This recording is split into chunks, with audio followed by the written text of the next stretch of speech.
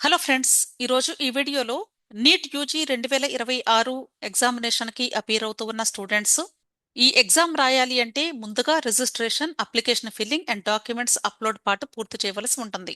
దీనికి సంబంధించిన నోటిఫికేషన్ అతి త్వరలో రాబోతూ ఉంది కాబట్టి నోటిఫికేషన్ వచ్చిన తర్వాత మీరు ఈ ప్రాసెస్ చేసేటప్పుడు ఎటువంటి మిస్టేక్స్ లేకుండా చేసుకోవాలి అంటే ముందు ఏమేం సిద్ధం చేసుకోవాలి అంటే ఏ టైప్ ఆఫ్ డాక్యుమెంట్స్ కావాలి, ఎలాంటి ఇన్ఫర్మేషన్ మనం ప్రిపేర్డ్ గా ఉంచుకోవాలి అనేది క్లియర్ గా ఎక్స్ప్లెయిన్ చేస్తాను. అయితే మీ దగ్గర డాక్యుమెంట్స్ అంటే సర్టిఫికెట్స్ అనే డాక్యుమెంట్స్ అని కూడా అంటారు. సర్టిఫికెట్స్ ఆల్రెడీ స్టూడెంట్స్ ఉండే ఉంటాయి. అంటే కొద్దిమంది స్టూడెంట్స్ సెకండ్ ఇయర్ ఇంటర్మీడియట్ లేదా 12th స్టాండర్డ్ చదువుతూ ఉంటారు. ఆల్రెడీ కొద్దిమంది కంప్లీట్ అయిన స్టూడెంట్స్ లాంగ్ టర్మ్ కోచింగ్ తీసుకుంటూ ఇప్పుడు నీట్ ఎగ్జామ్ కి అపీర్ అవుతూ ఉంటారు. మీరు మీకు సంబంధించినటువంటి సర్టిఫికెట్స్ ని ఒరిజినల్ సర్టిఫికెట్స్ అని మాత్రమే స్కాన్ చేయవలసి ఉంటుంది. చాలా మంది దగ్గర కూడా ఒరిజినల్ సర్టిఫికెట్స్ ఉండవు. ఎందుకంటే మీరు చదివే కాలేజెస్ లో సబ్మిట్ చేసి ఉండవచ్చు. కానీ వీళ్ళు చెప్తున్న విషయం ఏంటంటే ఖచ్చితంగా స్టూడెంట్స్ ఒరిజినల్ సర్టిఫికెట్స్ అని మాత్రమే స్కాన్ చేసి అప్లోడ్ చేయాలి అని చెప్తున్నారు. ఇక్కడ డాక్యుమెంట్స్ ని మీరు అప్లోడ్ చేసేటప్పుడు ముందుగా డాక్యుమెంట్ స్కానర్ లేదా క్యామ్ స్కానర్ ఇలా స్కానర్ యాప్స్ ఉంటాయి. వాటి ద్వారా మాత్రమే స్కాన్ చేసి ప్రిపేర్డ్ గా సాఫ్ట్ కాపీస్ రెడీ చేసి పెట్టుకోండి. అంటే మీ దగ్గర కేవలము ఒక సర్టిఫికెట్ రూపంలో ఉంటే సరిపోదు. దాన్ని మీరు స్కానర్ యాప్స్ యూస్ చేసి స్కాన్ చేసి రెడీగా పెట్టుకోవాలి. అయితే మీరు ఓన్ గా స్కాన్ చేసుకునేటప్పుడు ఇక్కడ నేను ఒక శాంపుల్ గా ఒక సర్టిఫికెట్ చూపిస్తూ ఉన్నాను. సర్టిఫికెట్ చిట్ట చివరి బౌండరీస్ వరకు కూడా క్రాప్ చేసి నీట్ గా ఇలా స్ట్రెయిట్ గా ఉండాలి సర్టిఫికెట్ అనేది. గుర్తుంచుకోండి, మీరు అప్లోడ్ చేసేటువంటి స్కాన్డ్ సర్టిఫికెట్ దానిలో ఉన్నటువంటి డేటా చాలా క్లియర్ గా కనిపించాలి. ఒకవేళ క్లియర్ గా లేకపోతే మరలా రీస్కాన్ చేయండి, కానీ ఆ బ్లర్ గా ఉన్నటువంటి అంటే బోజరుగా ఉండేటువంటి సర్టిఫికెట్ ని మీరు అప్లోడ్ చేయకూడదు. అది రిజెక్ట్ అయింది. అయితే ఇప్పుడు ఏ సర్టిఫికెట్స్ మీరు రెడీ చేసుకోవాలి అంటే first one 10th class marks list. 10th class marks list date of birth కి ప్రూఫ్ గా మీరు అప్లోడ్ చేయవలసి ఉంటుంది.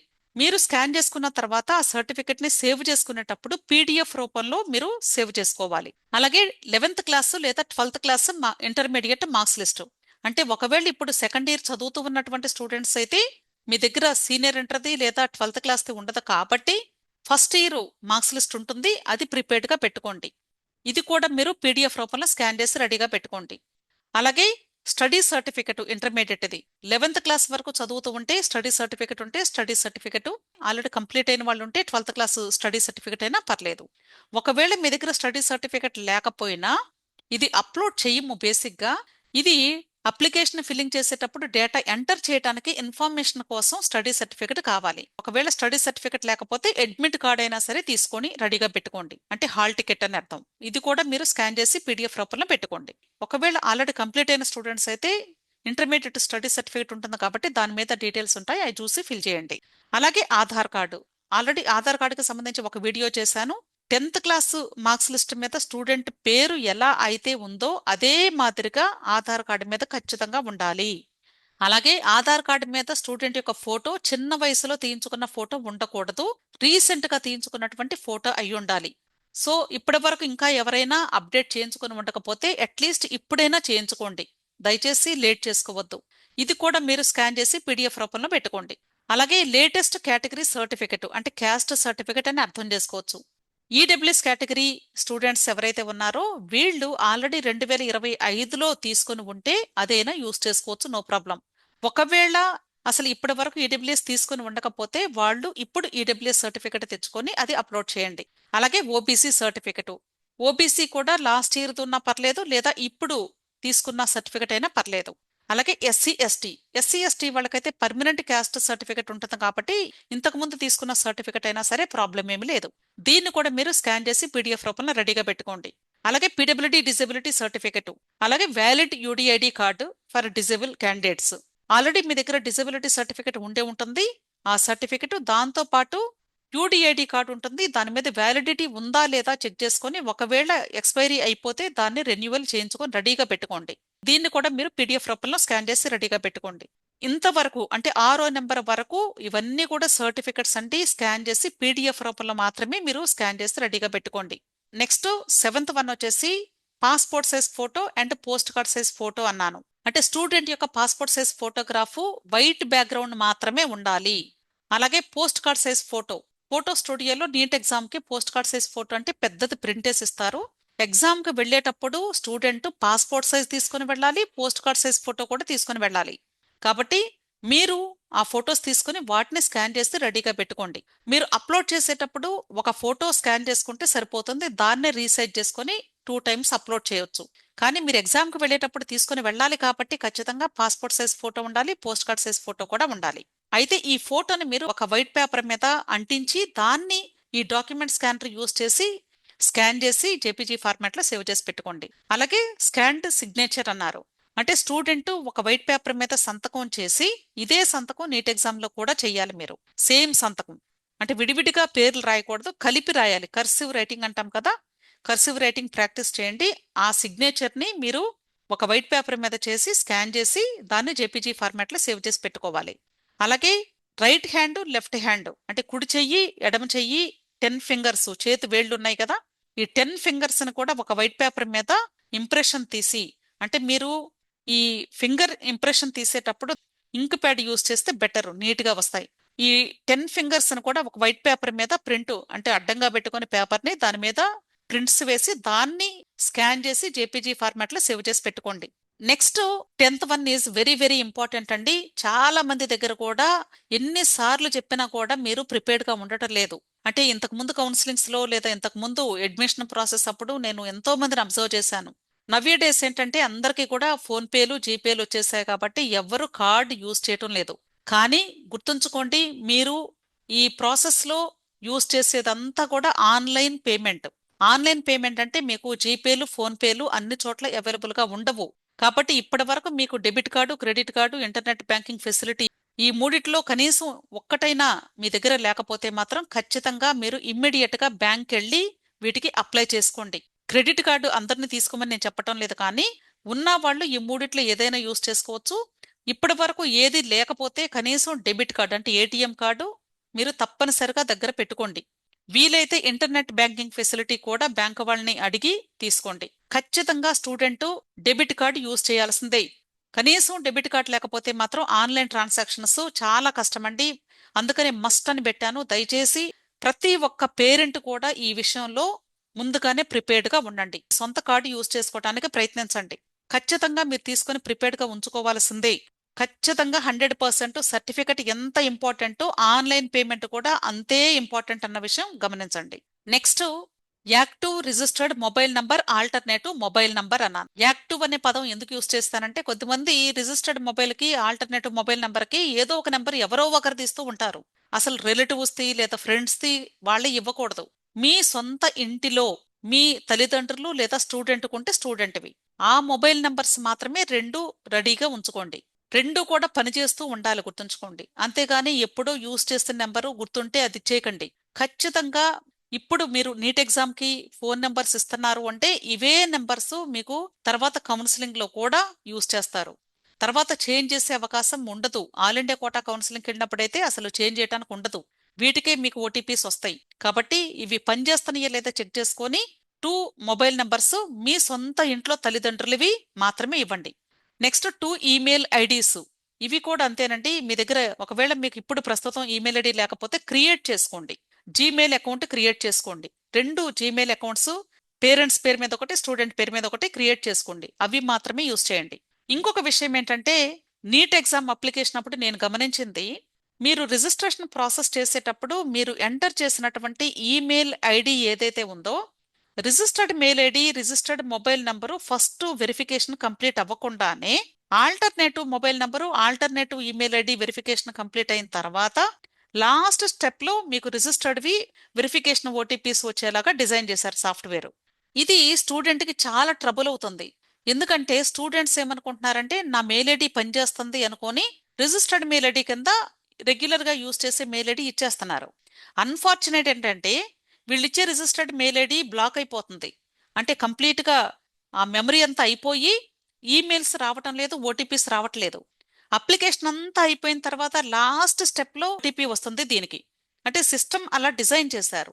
అప్పుడు ఏమవుతుంది, ఓటీపీ రాక స్టూడెంట్ అప్లికేషన్ ఆగిపోతుంది, సబ్మిట్ చేయలేకపోతున్నారు.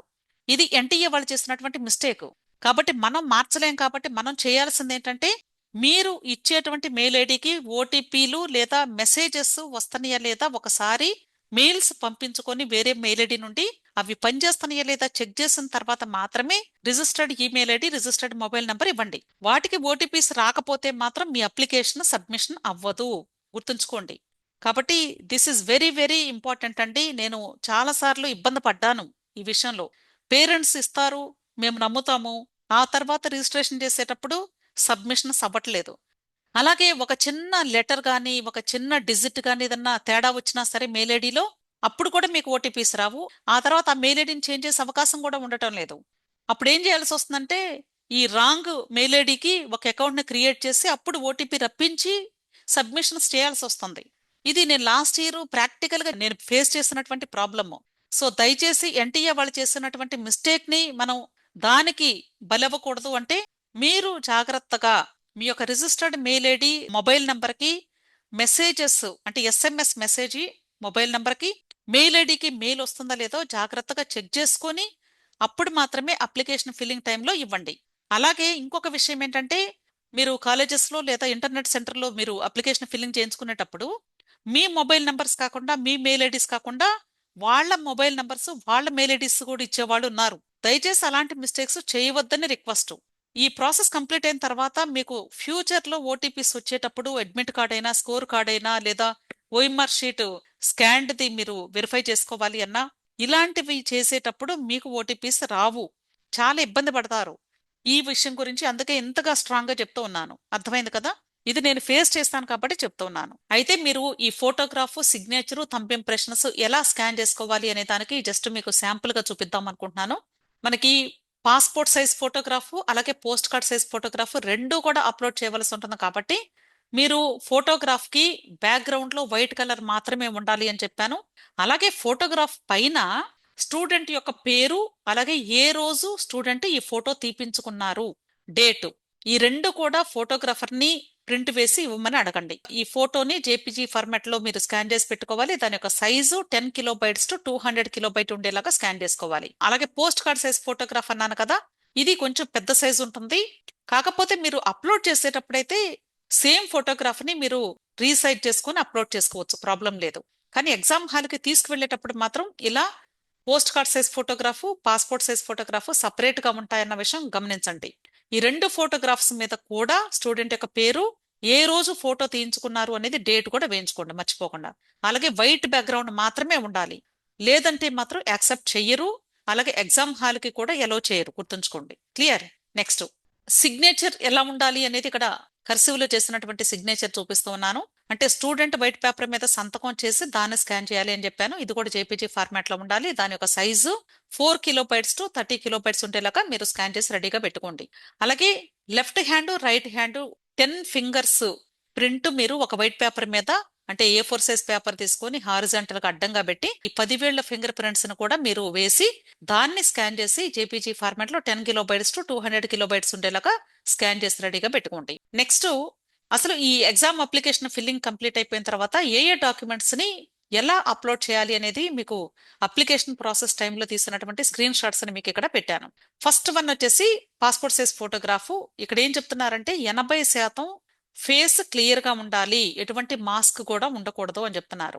సో ఆ ఫోటోగ్రాఫ్ అంటే వైట్ బ్యాక్గ్రౌండ్ ఉండాలి, 80% ఫేస్ క్లియర్ గా ఉండాలి, చెవులు క్లియర్ గా కనిపించాలి. దాన్ని మీరు జేపీజీ ఫార్మాట్ లో స్కాన్ చేసి 10 టు 200 కిలోబైట్స్ సైజ్ ఉండేలాగా ప్రిపేర్డ్ గా ముందుగానే రెడీగా పెట్టుకుంటే దాన్ని ఇక్కడ చూస్ ఫైల్ మీద క్లిక్ చేసి మీరు అప్లోడ్ చేస్తారు. ఇక్కడ అప్లోడ్ చేసిన తర్వాత అప్లోడ్ అయిందా లేదా ఇక్కడ మీకు కనిపిస్తుంది. ఆ తర్వాత ఫోటో ఇక్కడ మీకు డిస్ప్లే అయింది, చెక్ చేసుకోండి. అంటే ప్రాపర్ గా అప్లోడ్ అయితే ఇక్కడ ఫోటో డిస్ప్లే అయింది, చెక్ చేసుకోండి. నెక్స్ట్ సెకండ్ వన్ వచ్చేసి left and right hands fingers impressions అన్నారు. ఇక్కడ థంబ్ అనే పదం యూజ్ చేశారు, అంటే మొత్తం 10 వేళ్లు కూడా అని అర్థం అండి. సేమ్ ఇది కూడా అంతే 10 టు 200 కిలోబైట్స్ ఉండేలాగా జేపీజీ ఫార్మాట్ లో ఇక్కడ చూస్ ఫైల్ మీద క్లిక్ చేసి అప్లోడ్ చేస్తారు. సేమ్ ఇక్కడ కూడా కనిపిస్తుంది. అయితే ఇక్కడ మీరు గమనించారో లేదో, మీరు అప్లోడ్ చేసేటప్పుడు KO_ఫోటో, ఇదేంటంటే కేవో అనేది స్టూడెంట్ యొక్క పేర్లో ఫస్ట్ 2 లెటర్స్ ఏమైతే ఉంటాయో ఆ 2 లెటర్స్ _ఫోటో అనేది మీరు రీనేమ్ చేయాలి. అంటే మీరు ముందుగానే స్కాన్ చేసి రెడీగా పెట్టుకునేటప్పుడే మీ స్టూడెంట్ పేర్లో ఫస్ట్ 2 లెటర్స్ ఏమైతే ఉంటాయో ఆ 2 అక్షరాలు _ఫోటో అని రీనేమ్ చేయాలి, దానికి పేరు పెట్టాలి ఆ ఫైల్ కి. అర్థమైంది కదా? అలాగే ఇక్కడ కూడా అంతే KO_ఫింగర్ ప్రింట్ అలాగే ఇక్కడ కేవో అండర్ స్కోర్ సిగ్నేచర్, అంటే ప్రతి దానికి కూడా కేవో అండర్ స్కోర్ అనేది common. A type of image మీరు అప్లోడ్ చేస్తే దాని పేరు ఇక్కడ ఇస్తున్నారు. అర్థమైంది కదా. అలాగే స్టూడెంట్ యొక్క సిగ్నేచర్ 10 to 50 కిలోబైట్స్ ఉండేలాగా ముందుగానే స్కాన్ చేసి రెడీగా పెట్టుకొని అప్లోడ్ చేయాలి. పోస్ట్ కార్డ్ సైజ్ ఫోటోగ్రాఫ్, ఇది కూడా 10 to 200 కిలోబైట్స్ ఉండేలాగా చూసుకోవాలి. నెక్స్ట్ కేటగిరీ సర్టిఫికెట్ అన్నారు. కేటగిరీ సర్టిఫికెట్ ఆల్రెడీ చెప్పాను కదా, ఈడబ్ల్యూఎస్, ఓబీసీ, ఎస్సీ, ఎస్టీ, ఈ 4 కేటగిరీస్ వాళ్ళు మీకు ఏది కేటగిరీ వర్తిస్తే దానికి సంబంధించి సర్టిఫికెట్ పీడిఎఫ్ రూపంలో మీరు అప్లోడ్ చేయాల్సి ఉంటుంది. దాని యొక్క సైజు 50 to 300 కిలోబైట్స్, అంటే 50 కంటే తక్కువ ఉండకూడదు, 300 కంటే ఎక్కువ ఉండకూడదు అని అర్థం. అర్థమైంది కదా. ఇక్కడ మీరు అప్లోడ్ చేయాలి. అలాగే 10th class marks sheet, 10th class marks list ఉంటుంది కదా, దాన్ని మీరు అప్లోడ్ చేయాలి. ఇది కూడా same size, same format. Next upload 10th certificate అన్నారు. ఇక్కడ చాలా మందికి డౌట్ ఏంటంటే 10th క్లాస్ మార్క్స్ షీట్ అంటే ఏంటి, 10th క్లాస్ సర్టిఫికెట్ అంటే ఏంటి అని. రెండు సేమ్ ఉన్నా పర్లేదండి. ఒకవేళ 10th క్లాస్ సర్టిఫికెట్ అంటే మీరు స్టడీ సర్టిఫికెట్ అప్లోడ్ చేసినా కూడా ప్రాబ్లం లేదు. మార్క్స్ షీట్ అయినా పర్లా, స్టడీ సర్టిఫికెట్ అయినా పర్లేదు, ఏదున్నా పర్లేదు. Upload present address and permanent address proof document అన్నారు. అంటే ఆధార్ కార్డు చేస్తే సరిపోతుంది. అర్థమైంది కదా. ఒకవేళ రెండు అడ్రస్లు వేరు అనుకోండి, ఆ రెండు అడ్రస్లకు సంబంధించి మెర్జ్ చేసి ఒక సింగిల్ ఫైల్ ని మీరు అప్లోడ్ చేయొచ్చు. లేదా ఆధార్ కార్డ్ చేస్తే సరిపోతుంది. ఎందుకంటే మీ అడ్రస్ కి ఎటువంటి పోస్ట్ కూడా రాదు, ఆ విషయం గుర్తుంచుకోండి. క్లియర్. సో ఇవి డాక్యుమెంట్స్ మీరు అప్లికేషన్ ఫిల్లింగ్ అంతా కంప్లీట్ అయిన తర్వాత అప్లోడ్ చేయవలసినటువంటివి. మీకు ఇంకా ఏదైనా డౌట్స్ ఉంటే, అంటే ఈ నీట్ యూజీ అప్లికేషన్ ప్రాసెస్ కానివ్వండి, లేదా తర్వాత అప్కమింగ్ నోటిఫికేషన్స్ ఎక్కడెక్కడ అప్లై చేసుకోవాలి, అసలు ఎలాంటి కోర్సెస్ ఉంటాయి, ఒకవేళ ఎంబీబీఎస్ మిస్ అయినా కూడా అసలు ఎంబీబీఎస్ కోర్సుకు సంబంధించి ముందుగానే అప్లికేషన్ ప్రాసెస్ ఏమైనా ఎక్కడైనా చేసుకోవాల్సి ఉందా, లేదా ఎక్కడెక్కడ అప్లై చేయాలి, ఎలా అప్లై చేసుకోవాలి, ఎటువంటి నోటిఫికేషన్స్ వస్తూ ఉంటాయి, వీటికి సంబంధించి మీకు ఇన్ఫర్మేషన్ కావాలి అంటే టెలిగ్రామ్ గ్రూప్ ఉంది అని ప్రతి వీడియోలో చెప్తూ ఉన్నాను. టెలిగ్రామ్ గ్రూప్ లో జాయిన్ అయితే మీకు ఎప్పుడు ఏ డౌట్ వచ్చినా సరే క్లారిఫై చేసుకోవచ్చు. అలాగే మీకు ఎటువంటి నోటిఫికేషన్స్ రిలీజ్ అయినా సరే వెంటనే ఇక్కడ పోస్ట్ చేస్తూ ఉంటాను, కాబట్టి మీకు ఈజీగా ఇన్ఫర్మేషన్ తెలుస్తుంది. ఈ టెలిగ్రామ్ గ్రూప్ లింక్ ని నేను వీడియో క్రింద డిస్క్రిప్షన్ లో ఇస్తూ ఉన్నాను, తప్పకుండా జాయిన్ అవడానికి ప్రయత్నించండి. విష్ ఆల్ ది బెస్ట్ అండి. వీడియో నచ్చితే లైక్ చేయండి, మీ ఫ్రెండ్స్ కూడా షేర్ చేయండి. అలాగే నా ఛానల్ తప్పకుండా సబ్స్క్రైబ్ చేసుకోండి. Thank you.